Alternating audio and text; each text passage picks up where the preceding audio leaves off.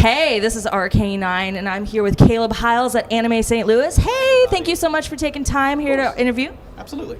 So, first off, I want to say I love your music. I actually have a show, or a segment of my show, because I'm on the radio at 89.5, where I do a YouTuber of the Week segment, and I do a 30-minute segment where I do songs, and I've done you at least twice, because like every time you get new songs, I'm like, oh, this is awesome. So sorry everybody who's had to endure that multiple times. I know how it is to hear the same artist over and over again. So, but thank you though for the passion. Well, you're an amazing singer. And speaking of, can I ask what got you into singing? Singing is something I've been doing since I was a kid. Like a lot of people out there who have ever been involved in choir know that you start at an early age when your parents put you in choir. And so I was in the church choir from like 3 years old to like 18. And I loved it though, you know. I think when I was younger, I couldn't stand it just because I wanted to move around, and like the whole point of choir is you stand still and you stand up straight. But then as I got older and got a little more got some solos and things like that, I was able to express myself a bit more and really lay into that. And what I didn't realize is, by the way, if anyone's wanted to get better at singing, join a choir. Like, I'm serious. It's some of the best free teaching you're gonna get from anybody, and free experiences. Join a choir, like, for real. It really helped me hone my craft and developed in me a love not just for singing but for music, because you learn about parts and you learn about theory. So it's all, you learn about the ins and outs of music as a whole. So yeah, I got started because of my parents putting me in choir and them loving music. It was just a perfect storm. Okay, so like, because you were put in choir, did you ever actually feel pressured to go just continue on with your music, or were you just like so in love with your music that you're like, hey, I'm gonna continue doing this and making awesome covers?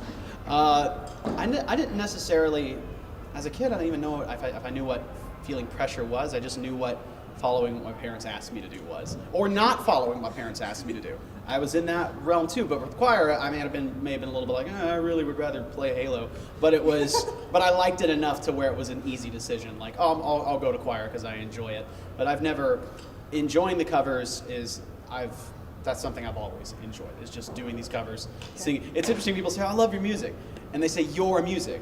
Well, it's never been my music. Like, I mean, I might have my own spin on it and my take on it, which, I wish I wrote half the songs I sing, because they're so beautiful and gorgeous and inspire me to do what I do. So I'm an extension of their creativity. I like to think of that. That's a good way of thinking it. So have you ever tried to like figure out if you want to do your own creativity and create your own songs, or are you just focusing mostly on the covers? I have written some original music, and it's all like way too slow and sappy stuff. So it's like, if I were to, I relate my work, my original stuff closely to like some kind of like The Fray kind of sound. Like, think of like The Fray, and like that's the kind of music I write. That's a little more mellow and laid back. So as much as I love doing, like, one of the things I love singing but don't get to sing a lot is metal music, or I'll take something that's like soft and alternate kind of metal and add some edge to it. But my actual music, way more emotional than the stuff I cover. So I'd love to do it at some point in time. It's just a matter of timing it well, because covers are the thing I'm known for. They're what people come to see me for, and I appreciate that, and I appreciate that they have that love for that. So I want to work in originals slowly. I don't just want to drop it in on them and be like, this is what I do now. Like, I'd rather, and I'd still be always doing covers, but like, it's just, I've seen other people do it, and there's a right way and a wrong way, and it's different for everybody. So I think my audience wants original music. It's just time will tell. Time will tell. Well, I can say I would love to hear some of your original stuff, because I like The Fray. So yeah, I love The Fray too. Like, that's why I thought about it. It's like, I do kind of write Fray music, don't I? Oh, this is awesome. I didn't know I wrote Fray like music. I guess I do. Yeah. Do it. So have you ever had an issue trying to do a cover? Like, I know you just said that you did some metal versions. Did you was it hard to choose which ones to do that with, or any issues with making these covers? The only issues I ever have with making covers half the time is if my voice is up to the challenge or not. Like, because a lot of the times as I do these covers, and a lot of people who follow me for a long time realize I'm not like, my voice grows as my channel grows. Yeah. So I've had a lot of covers come out that like are really not that polished, or just, you know, they're a little rough around the edges, and people realize that. And then as I've gotten older and gotten more experienced and better, people are like, you should go back and cover the song because you would do it better now. So as in creative decisions, that's never been too much of a difficulty, because that just, once the ball starts rolling, it all starts coming. Yeah. But actually singing the songs Okay. I have had great difficulty in a lot of cases actually singing those songs. Okay. Can you name one that was really, really difficult for you, or is it just a small little hodgepodge? One that was particularly difficult for me was, I guess we maybe should get the door for them. We could do an edit or a cut. No. We'll edit that part. It's okay. So what was the question? Were any covers more difficult than, like you said, you had issues sometimes with covers and how they were polished? Which ones were like more difficult in your mind? A really difficult one that I have done recently was, I say recently, and I just realized, no, I haven't done it. There was a song that no one's really heard on my channel. Okay. I did a cover of Bang Bang from Jessie J, I think is her name, and Yes, Nicki Minaj. Yeah, a lot of people didn't see that one just because it got copyright claimed and it wasn't on phones and all this other in tablets and like it was blocked in Germany. I was like, this is weird. But it was really weird. Copyright's weird. But that was really hard because I kept any song I ever keep in the original key that's originally for a female, always really difficult. Always really difficult for me because throwing a little theory at you, I'm mostly a baritone. Like I can do some tenor stuff, which is like just high voices, but I'm comfortable as a baritone. Okay. So doing songs that are originally for a female vocalist, I am not. That's not my forte, but that's also what I've been known for. So like I kind of have to do it. I just have to work at it and try and spend hours in the studio trying to work out certain parts and lines and like, am I going to do a full take of this or am I going to chop it into parts? It's trying to figure out what to do with the song. Okay, that makes sense.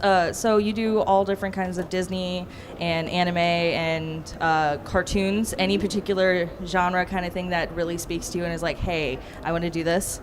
I love metal music. Metal music is what I would love to do. Oh yeah, I'm Megadeth, Metallica, Nevermore, like all these really old like '80s bands and some of the newer stuff that comes out these days. I'm a thrash metal kid from 7th grade onward, but like that's never gonna be like that's never gonna be popular. And I know that sounds like selling out or whatnot, but like if you're trying to make a living doing what you love. I love singing, and sometimes you might have to sing stuff that you're not like the craziest about, but I'm still getting to sing. Yeah. Like, and I think that as a whole, that's more important to me is that I still get to sing as a career. And then every now and then I'll throw in like a metal song, like I did a Metallica song a couple months ago, and it didn't do well in terms of views, but I enjoyed it. And sometimes you got to do that. You got to take a punch to your algorithm, your YouTube algorithm, and just be like, it is what it is because I needed to do this, so I can continue to do what I do on the weekly, to the best of my ability. So if I had a choice, and I am in a metal band where we're not currently doing anything at the moment. Yeah, I'm a vocalist for a metal band. I'm not about to spend the time plugging them, but they're called From the Dark and they're great. But we're great. We're amazing. We do old school metal. But wow, I need to check that out. Yeah, I do a lot of clean vocals on it, but I have some grit. That's where I get to express myself in that regard. But metal, that's what I would do. So you mentioned your YouTube channel, and that's become very, very popular. Doing well. Since you've become such a star on YouTube, have you been walking around and be like, hey, I know you from YouTube, or do people just blatantly walk past you? Oh, well, the crazy thing is, and this is a stat that a lot of people don't know, and this just kind of puts it in perspective. Okay. There's actually a website you can go to that shows you your ranking in subscriber counts, like amongst everyone else who's ever made on YouTube. And I am like just over 9,000. In subscriber rank. Yeah, I know. No, crazy, right? Crazy. But I use that as an example kind of to show like, I'm just one person in a large pool. And I certainly have had people come up and stop me. I was in Birmingham with my wife for a conference that she had to attend for her job. And we were in Publix getting some like food for this event. And they were like, and this guy was like, I just got off of work and I saw you come in. Are you Caleb Hyles? And I was like, yes, that is me. And then we just chatted for a little bit about his job, what I do, and it was like, that's crazy.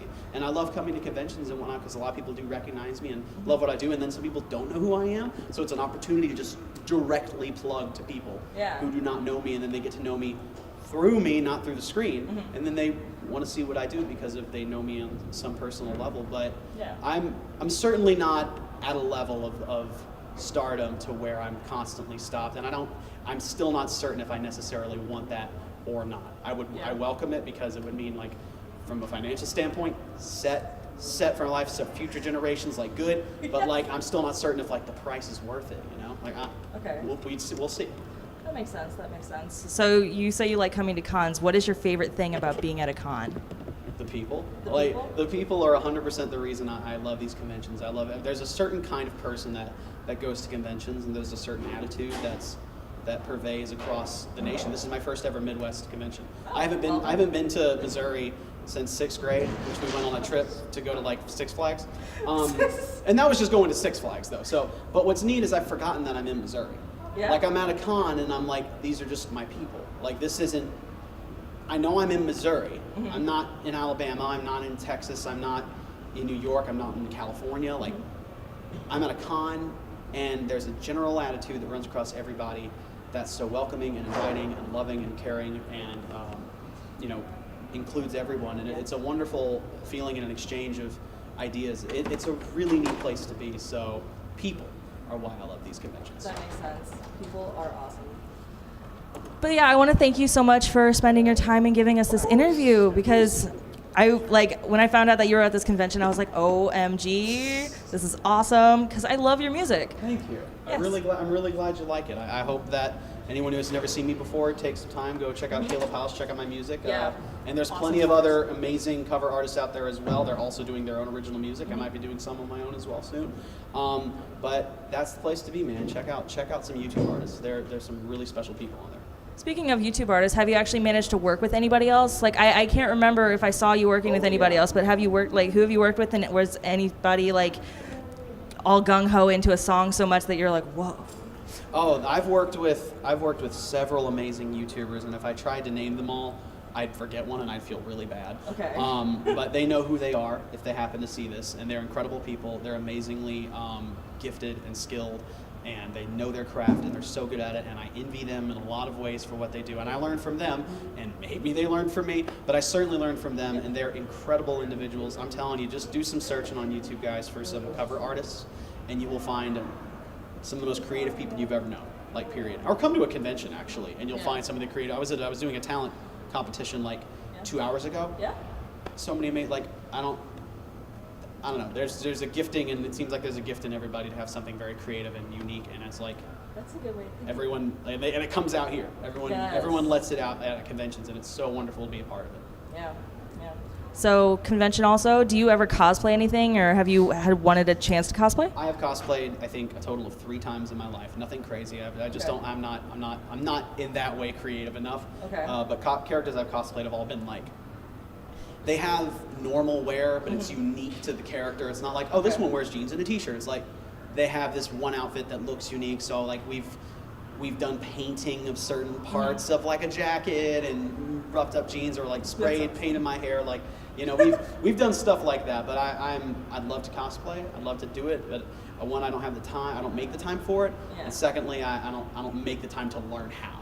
You know, and I don't want to spend the money to ask somebody to make one for me either. It's just not my personal forte. But That makes sense. It's amazing what people do. It's super cool. Okay.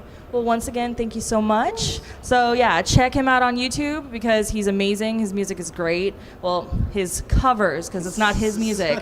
The covers that he does. You can say that if you want to. Yeah. I don't mean to sound like I'm nitpicking. I'm not. No. Y'all can technically, I do my thing. So my music, yes. But yeah, Caleb Hyles on YouTube, and this was RK9 at Anime St. Louis. Bye.